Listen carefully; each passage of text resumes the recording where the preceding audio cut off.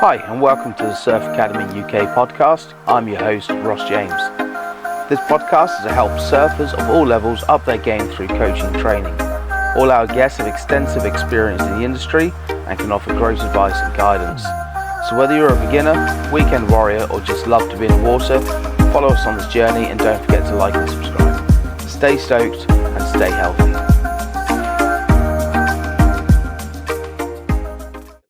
Welcome, Andy. Hi, To Surf Academy UK podcast. How are you doing? very well, Ross. How are you, man? Yeah, good, thank you. Enjoying the summer in Cornwall. We'll jump straight into it. So tell us a bit about yourself. So basically, grew up in New Zealand. Although I was born over here, I was 4 years old when my parents immigrated to New Zealand. They went over kind of like similar to what the Australians did with the £5 poms or the £1 poms. I can't remember what it was. But my dad got a sponsorship. He was a plumber and gas fitter. He got sponsored over to work for a company in Wellington. And the funny story about that, which I've just found out, was my mum and dad, when they first got there, they were so homesick because they're missing all the family. They're a very young family, just in their early 20s. And they didn't really like, my dad didn't like the boss, didn't like it's a whole alien environment. So they actually ended up, they wanted to go back to the UK, back to their families and stuff like that. But the exchange rate was so bad that they couldn't actually afford to go home. So after living there for about sort of 45 years, 50 years now, they actually enjoy the place. So it's worked out all right. Yeah, nice. Yeah. And then I grew up in New Zealand, and I went into the Air Force and did aircraft engineering from about 18 till I was 23, 24.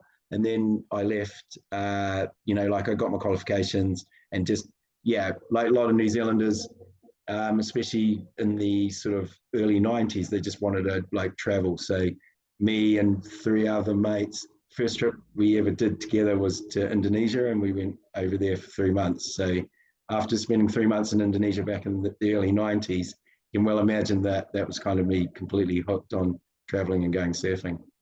Yeah, definitely. Yeah. Cool. And then I've lived here now in the UK for about probably half my life now, probably 25, 26 years. Amazing. So it's not just surfing for you, is it? So you're quite a big advocate and a little bit of history on paddleboarding. Yeah, it's interesting. To give you an overview now, I love the water, whatever it is. Like, it's flat as a pancake here in Bournemouth at the moment, but there's nothing better than just getting in the water. So yeah, I went down today after I finished work and stuff, just went for a splash, sometimes swim a K, 1500, 2K, whatever, just get in the water, cool down, do some activity in the water. Yeah. So Nice. Yeah, because it's so flat on the south coast. In fact, it's pretty flat where you guys are at the moment as well, isn't it? The whole It's we've got probably maybe about a foot, 2 foot. Yeah. And so it's not actually living on the south coast of this problem. I think the North Atlantic is apparently it's the most stormiest ocean in the world. So that's why we get Nazare when it works. And then it goes flat because of the way our geography and stuff like that. So I really, honestly, I love living where we do. It's nice, it's rural, got loads of space. You originally always spend a lot of time in Southampton, don't you? Or you grew up around Grew there? up Southampton. So I learned to surf Highcliffe, Southbourne before it got dredged back in the day. Paul was still running Bournemouth Surfing Centre at the time. That was a little hangout. And then moved away to wherever I could find some waves, really. Yeah, it's kind of the same for us. Now I've got kids, and I hate to say it, but as I've got older, I've got a little bit more balance with things. I take the rough with the smooth. Like, I'm not quite a surf maniac that I used to be. So yeah, when we had a surf school down here, which we can talk about later. But I basically we started paddleboarding, and then when it sort of started growing 2009, 2011, and then there was a crew down here of guys that I used to surf with and other people. And there was a club, they formed this club called Base Up.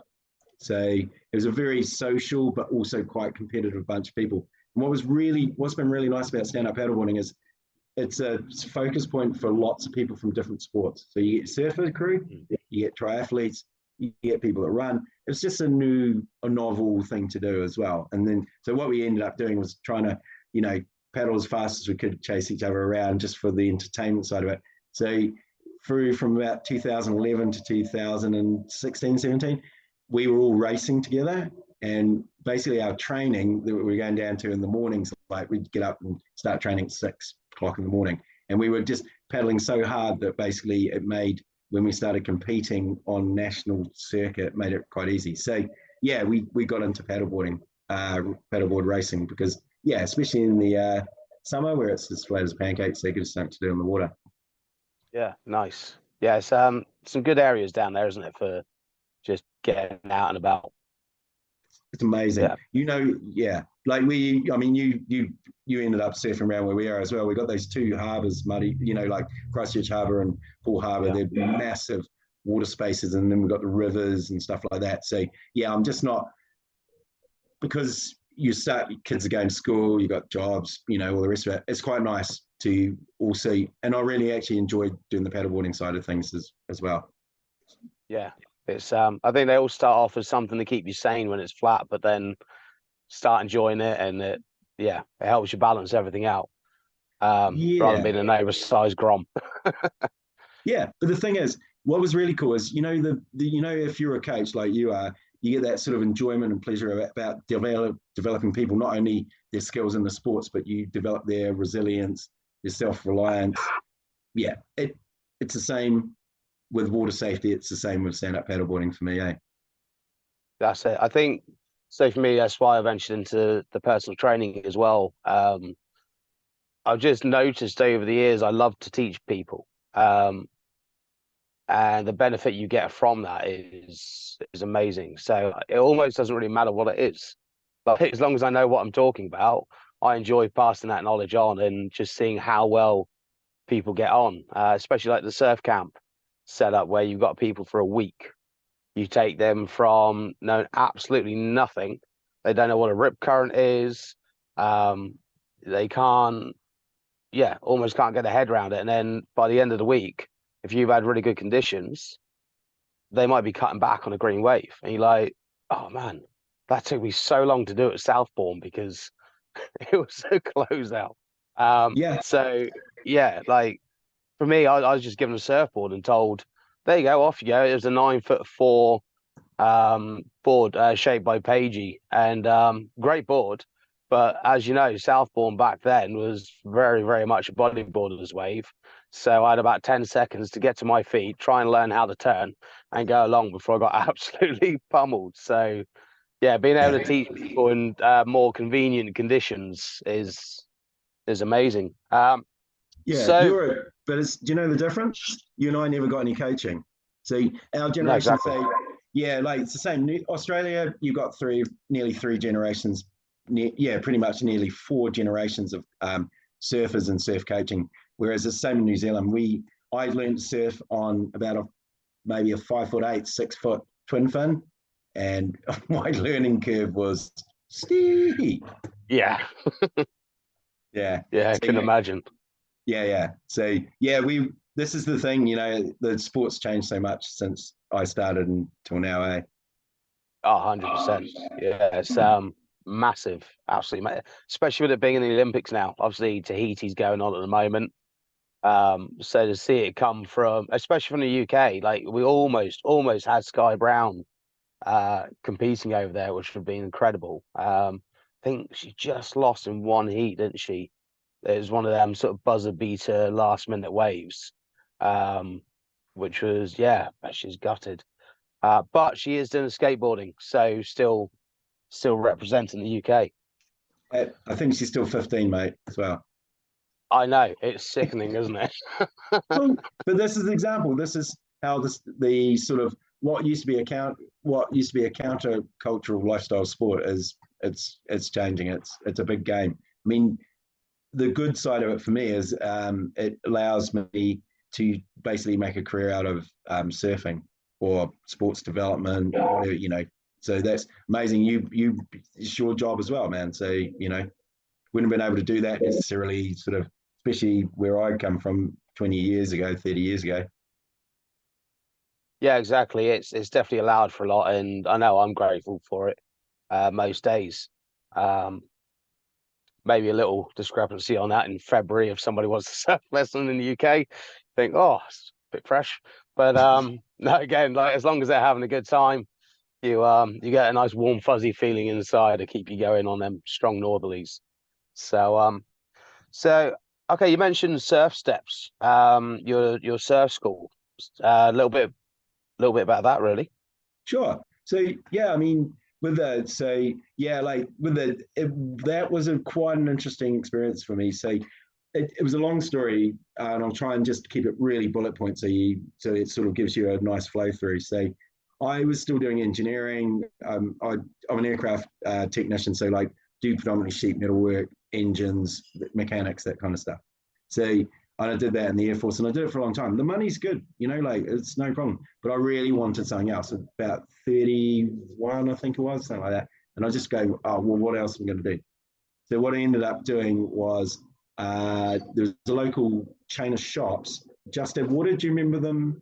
Do you remember Yeah. Just Add Water? So they had shops. I don't know if you know this. They had shops all the way from Norwich in the east coast in Anglia, all the way down to Plymouth, I think it was. And there's something like 14, and they had them in Bath, all South home counties, sort of that sort of area. Mm. And they had, Reading, that kind of thing.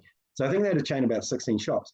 So what I was doing initially was just running the surf lessons from them in Bournemouth at the local location as a contractor. So they just go, we got some lessons on Saturday, do you want to do them?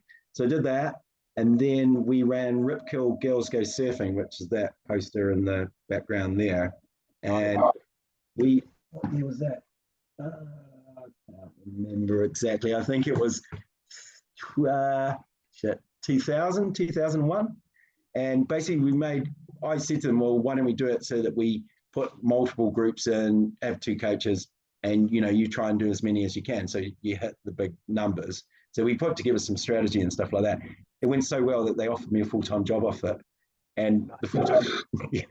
So when this was the development, like especially the early 2000s, like the money that the surf industry was getting off, because everyone was buying cool surfing clothes around that time, that early 90s bit. I don't know, the time when you had Andy Irons and, all the sort of Billabong crew and all that. So these they were making mass amounts of money out of surfing. So they're not idiots. They went, oh, surfing, making money. So they put the two together.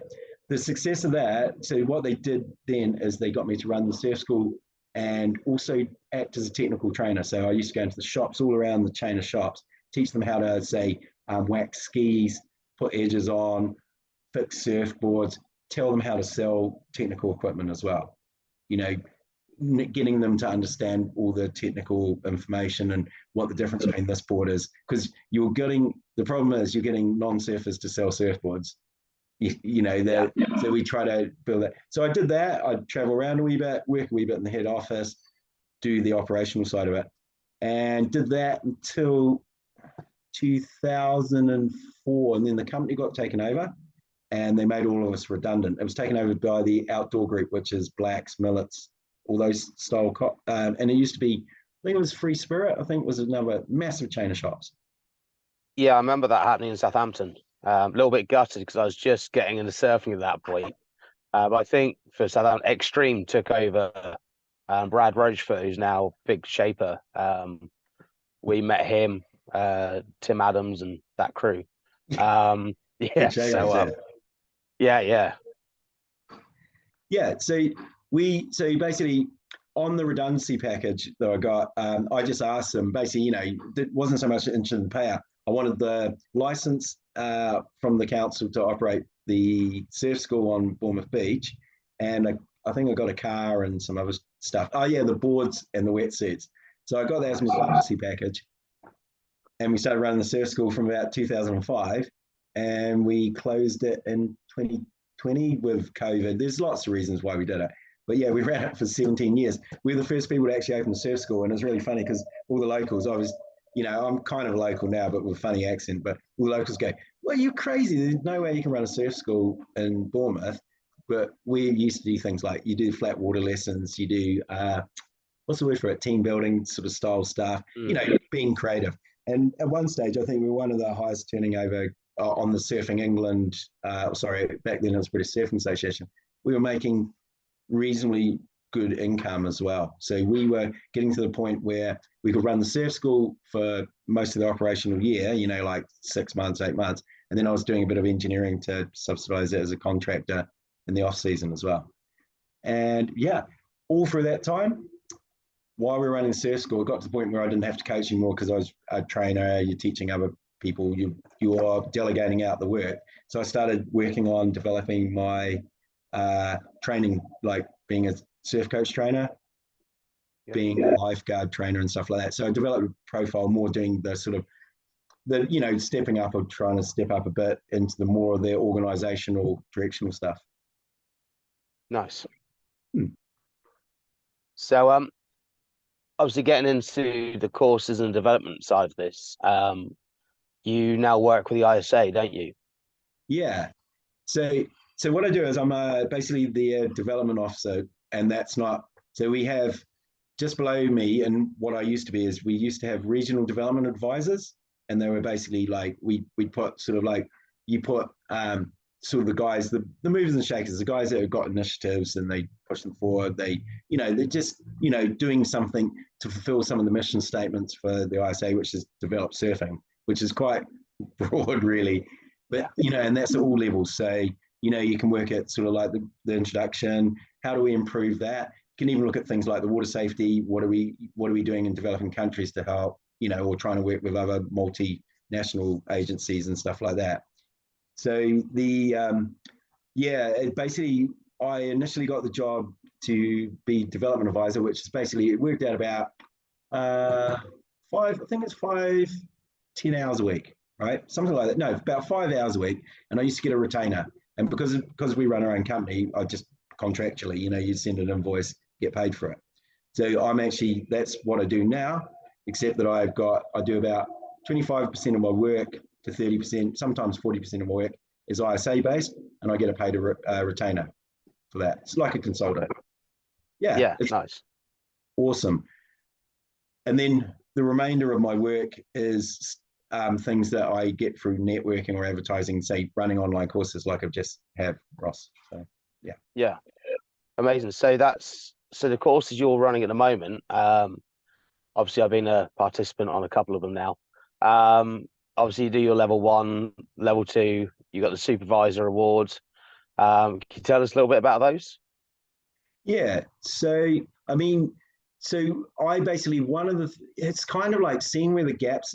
What I've always done, and same with the surf school, you're looking at, say, what's going on in the industry. Say, for example, let's surfing, for example. I try to have a look at where the gaps are, where there's something that needs. We go, why hasn't anyone done that before? And you go, why don't I just try and do it and see what happens? So half of what I was doing was we were looking for gaps. Like, for example, we haven't got trainers in every country.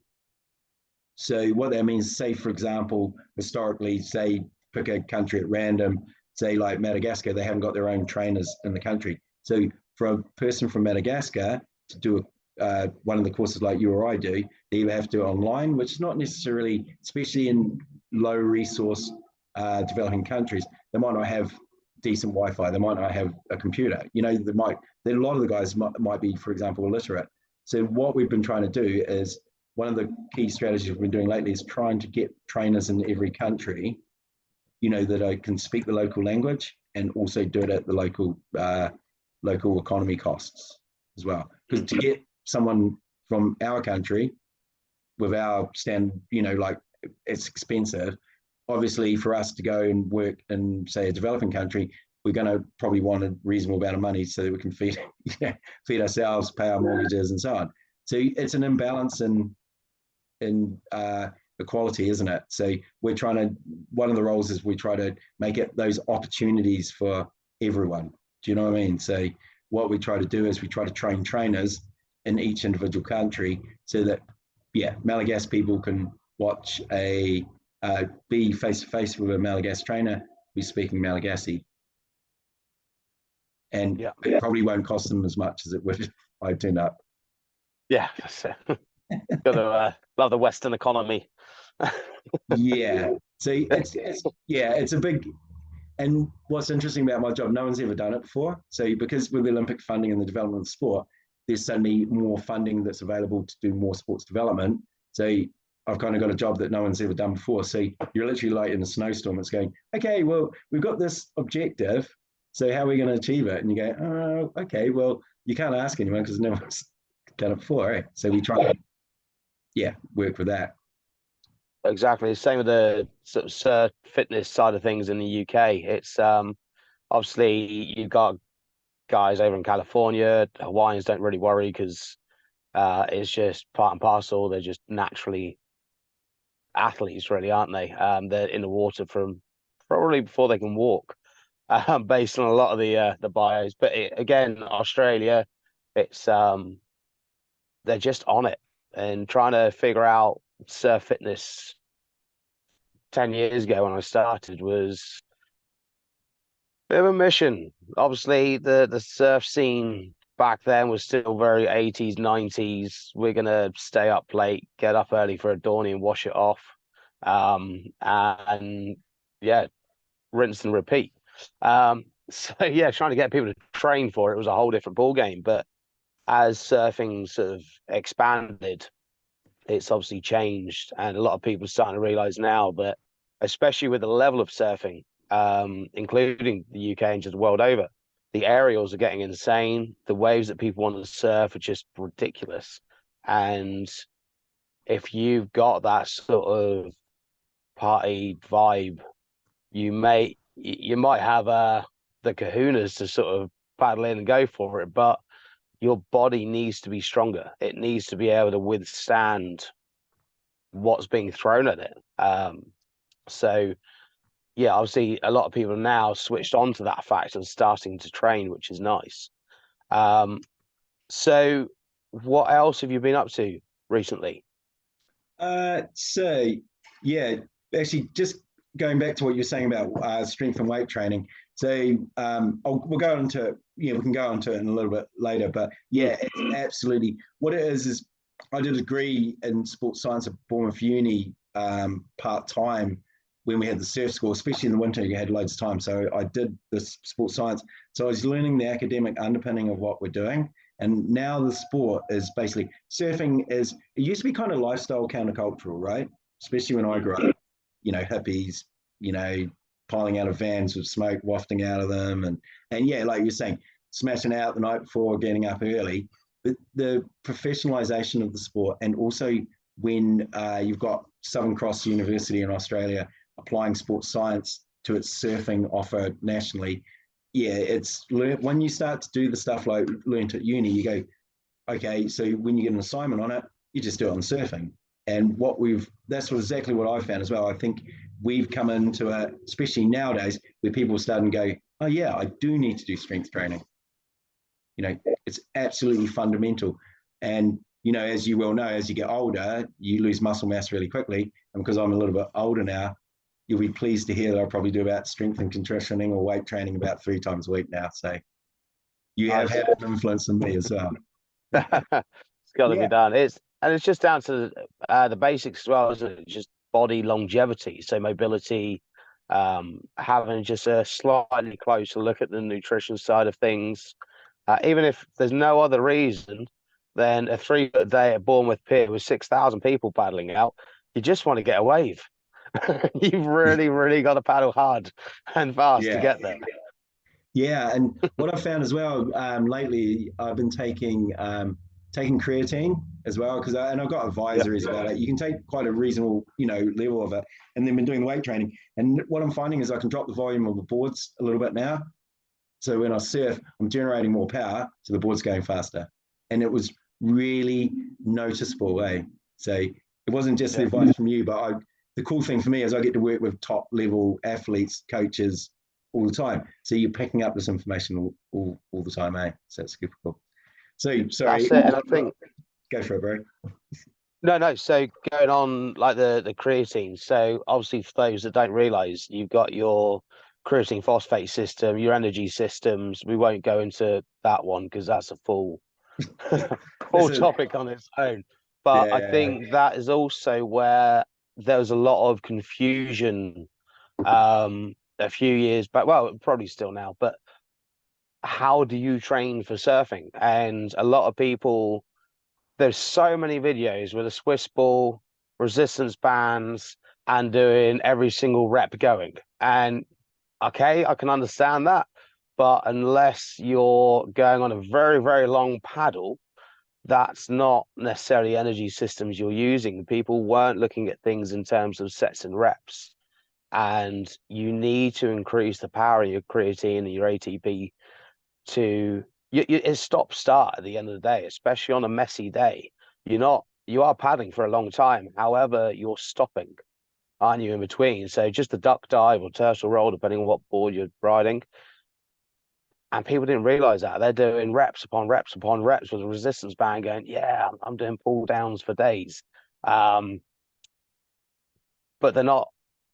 It's that sort of cross training, isn't it? So there's a lot of confusion with that. So if you can train your body for that sort of 10-second burst, that's a whole different style of training to 20, 30, 40 reps, whatever you're going to do, rep it out and get that burn. You're not yeah, training the lactic system for that one. You'd be better off doing 10 to 15 sets of 10-second bursts, for example, because that's more sport specific yeah, uh, for surfing. So unless you're lucky enough to be surfing J Bay or somewhere and you get to paddle all the way around and have a really nice time, yeah, you need to really look at how are you surfing? How are you yeah. going to train for that? Like you said, the phosphocreatine system works for 10 seconds and say, that's a wave for us. That's a long Yeah, wave. Yeah. yeah. Because if you click your watch when you start them, say even like 25 seconds is a ridiculously long wave, Oh yeah, that's a burner, leg burner for sure. Yeah. See, I can. So basically, at the moment, do you want to know? Do you want to know roughly what I'm doing, kind of work wise at the moment? Just to give you a quick bite, and then I'll tell Yeah, you what I'm doing for yes, training if you want. sounds So good. yeah, cool, man. So I've got end of this month going to the States for about 5 or 6 days. We're gonna I think it's the first ISA trainer that we hopefully, if it all goes well, it's the first ISA trainer that we've got. He's based on the Great Lakes, and he's a keen surfer, but he's also enthusiastic about paddleboarding. So we're gonna hopefully get our first Midwest ISA trainer, because the United States, as you're well aware, is a pretty big country. So they have a few, I think they have a couple on the East Coast, quite a few on the West Coast. So we're going to try and get, there's a guy near, I think it's Lake Superior. So he's not far from Chicago. So might be going over there for 5 days, working with that guy.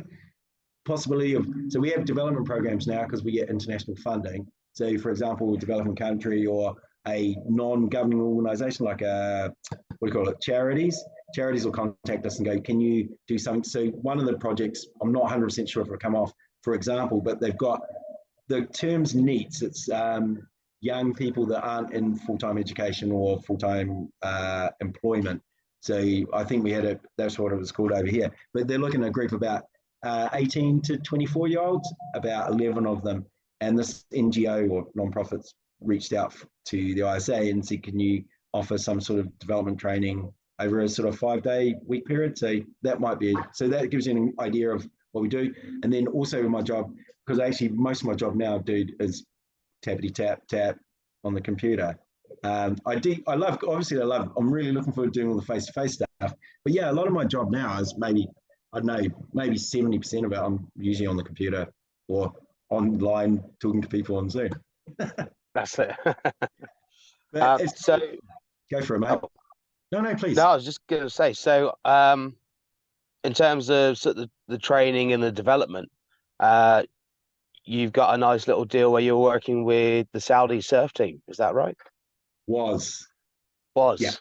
Yeah, was. Yeah, no, it's good. I basically worked for so it was an interesting, really, really interesting. Obviously interesting because Saudi Arabia, now it's Olympic sport. Every national Olympic committee wants surfers. Okay, we've just formed in Britain because we've got home nations, all the rest of it. We've technically got, I don't know a lot about it, but we've got a national or a GB body now for surfing, which is GB surfing, I think it is. So what will happen is the funding, when it comes in, will usually come through our NOC. So, and then it gets given to the sports federation. So with Saudi Arabia, same deal. Saudi Arabia, as far as I'm aware, don't quote me on all this. It's just what I've picked up. They're trying to also sort of offer more, so for example, tourism, outdoor activities and stuff, because as we well know with sports development, not only are you developing the sport, like trying to get better surfers, say for example, but we're also trying to develop our communities by making them more active and all the rest of it. So we know we have strategies for doing this in the United Kingdom. So Saudi Arabia have just, with the fact this Olympic sport, they want to keep their people more active. They want to have an office. So what they're doing is they're putting time and effort and resource into creating, developing their surfing in Saudi Arabia as well. So I was kind of approached initially by one of their representatives, and they said, we've got these people, this is kind of our objectives, what we want to do. So that was back in, I think it was 21.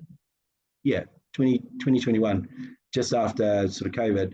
And yeah, we spoke to them, liaised, and they said, these are our objectives. So I just put together some strategies to get them surfing.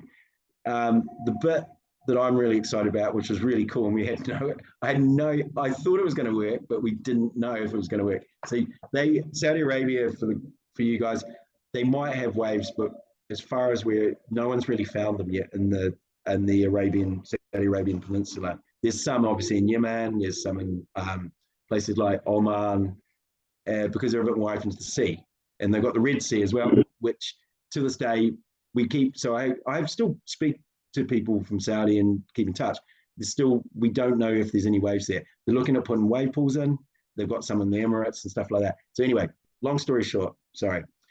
The guys wanted to develop the guys and get them surfing. So, obviously they didn't have any waves. So what we set about doing is put together a plan where we taught them to stand up paddleboard, surf, skate, swimming. We initially went over there, introduced some skills, taught them like you would do beginners, and then also tried to then set them training plans for the period of time until they were going to go to Sri Lanka and go surfing. So what we did is we cross-trained them as much as we could.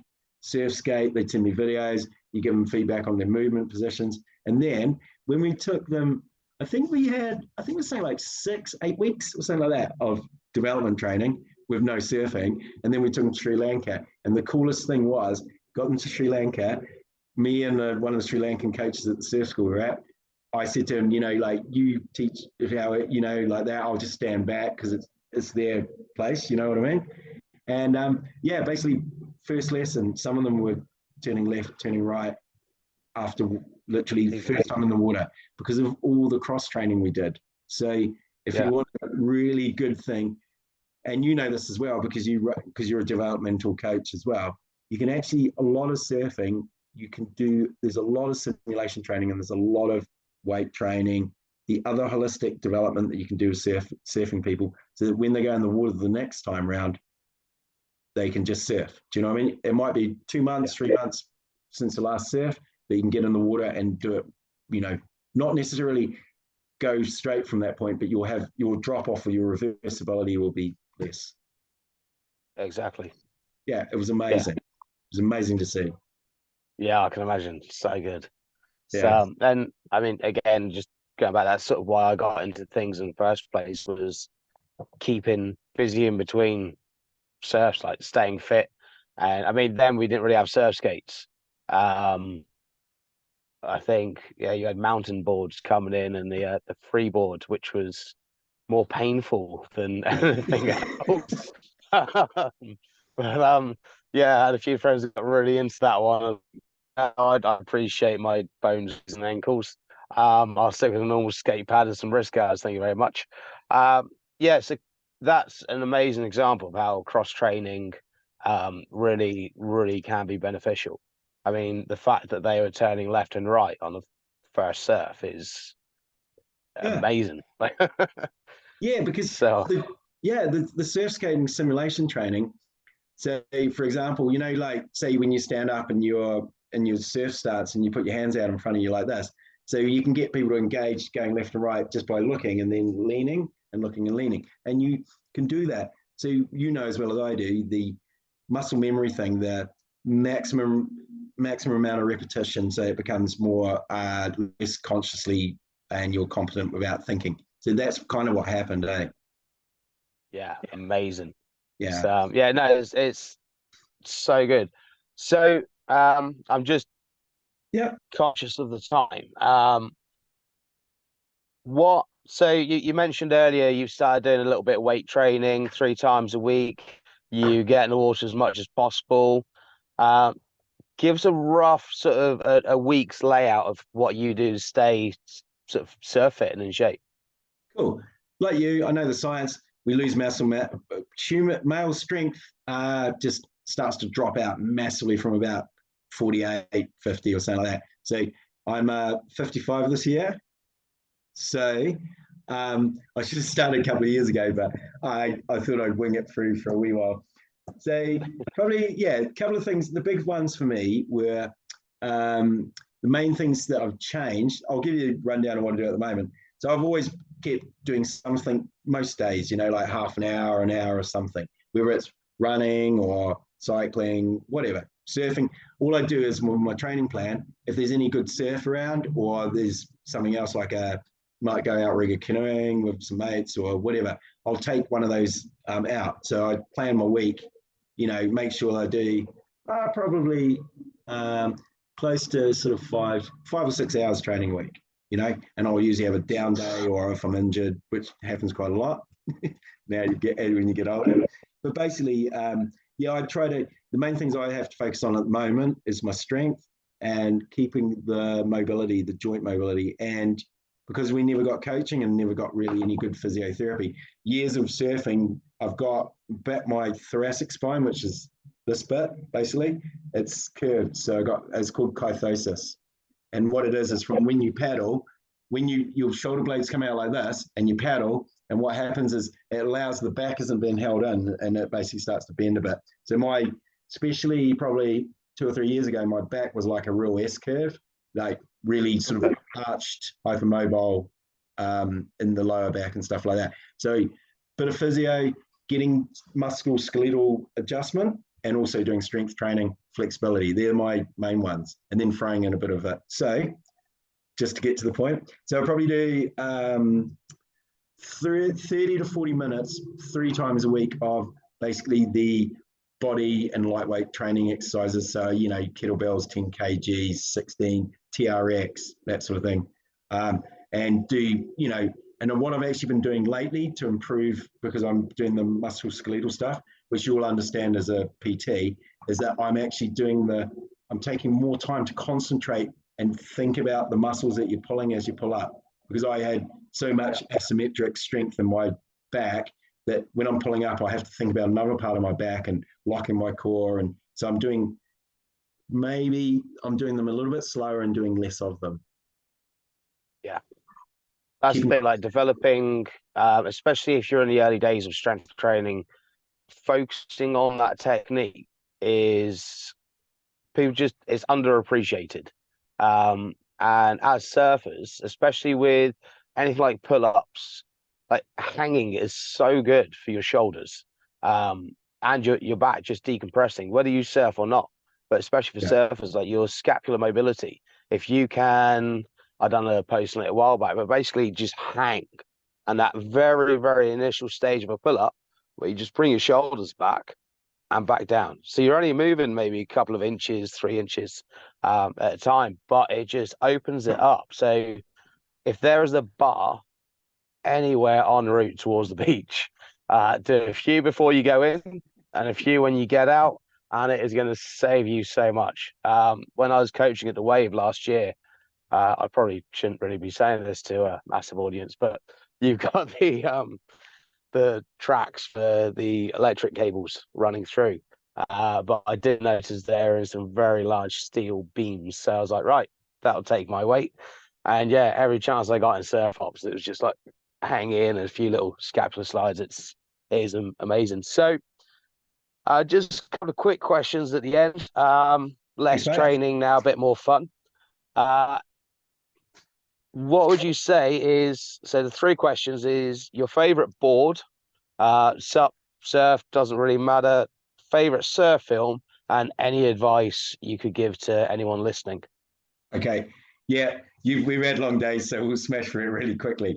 Now, like countries or surf breaks, I don't really have a favorite. I just love everything. So I'll run you through quickly on the boards. So basically, at the moment, I got a board when I used to paddle board sponsored by Starboard. They used to build hollow carbon fiber boards, right? And they were called the AMP and a couple of other things. The characteristics of them are amazing, man. And because I managed, but they were like £1,000 retail. You know, like next time I see you, man, I'll show you it. You'll probably go, "Oh, this is amazing."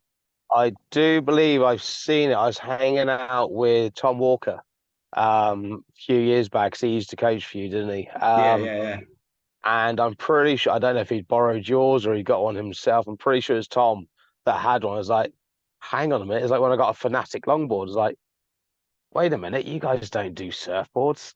But it looked incredible. And oh no, it was yourself. No, I remember you saying about it. yeah. Because it looked amazing. It's basically it's about 5'10". It's 34 liters, and it's round. It's basically got round ends. It's like a egg shape, a little bit, not quite super eggy, but eggy enough, right?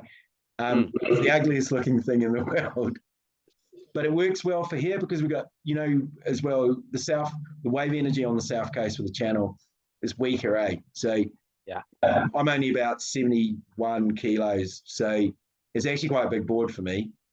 But honestly, man, if it's waist high or even sometimes knee high, you can still ride it and generate speed and do some turns.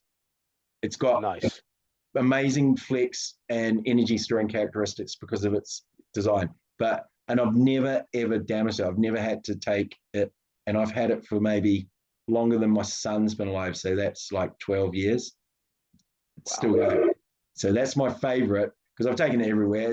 If in doubt, take that board. And then what I've done is, because of my strength's improved, I've gone down to about, if the waves get over sort of shoulder high and it's decent, I'll usually ride about a 28, 29 litre. I'm not 100% sure, somewhere in there.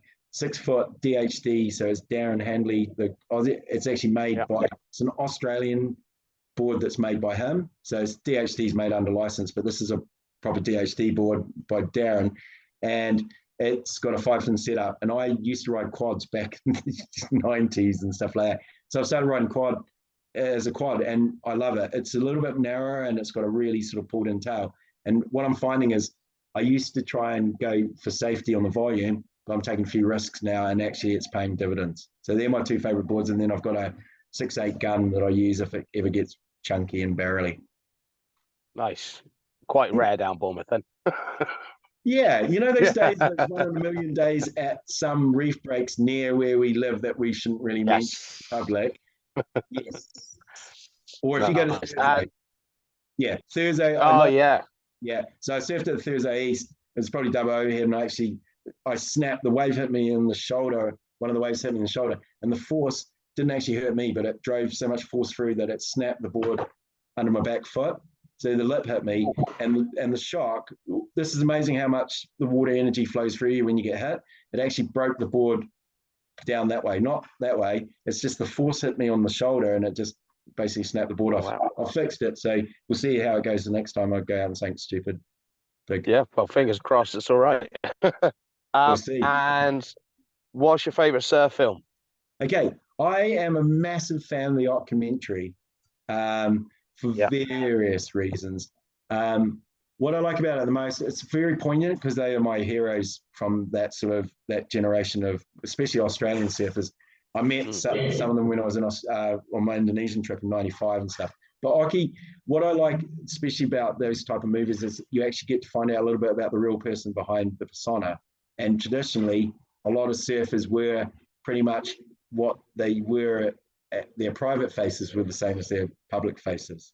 So it's quite interesting to find out a little bit about the person behind it as well, and absolutely loved him. And yeah, I like something with a story, Yeah, that's it. It's a good film. I had that one on DVD. I still remember that cardboard case. And any advice you give? Just one quick bit of advice to anyone. Yeah.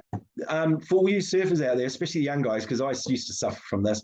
Basically, if it went flat, I used to go insane. Basically, end up going mad, drinking, going off. Just going off. I wouldn't say going off the rails, but yeah, like your state of mind's really badly affected about it. So what I found is getting down to the beach, getting in the sea. Like getting in some salty water, having a swim if it's flat, even going paddleboarding, but it's snorkeling, like especially on the south coast, we've got amazing places to snorkel.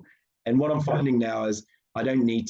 I know it sounds crazy. Don't tell anyone, but I can actually I can survive without surfing for. Well, I wouldn't like to go over 2 weeks.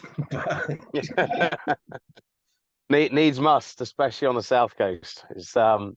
Yeah, It's learning to deal with things outside your control, isn't it? I got taught by a friend's mum the three circles.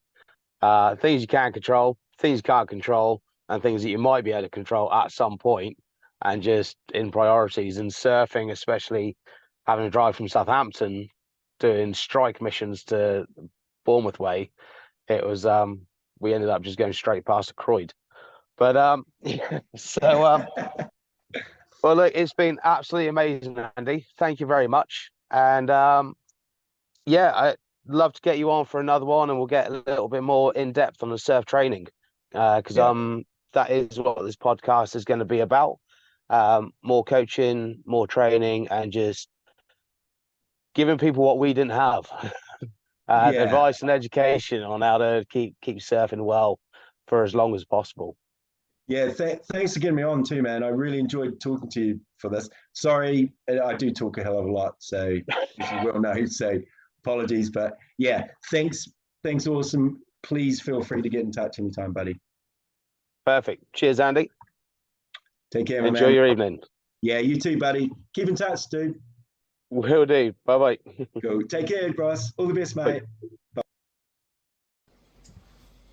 Hi, I really hope you enjoyed that podcast. If you're interested in anything the guest has to say today, then please have a look in the description for their links. Please feel free to like, share and subscribe, and we'll catch you in the next episode.